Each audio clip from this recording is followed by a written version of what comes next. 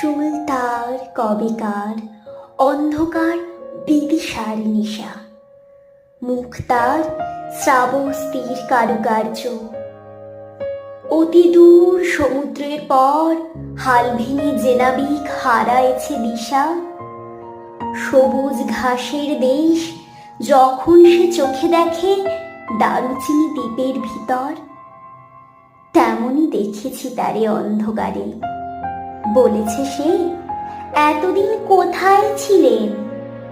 পাখির নীড়ের মতো চোখ তুলে নাটোরের। এরপর কি আছে তোমরা আমায় কমেন্টে জানাও।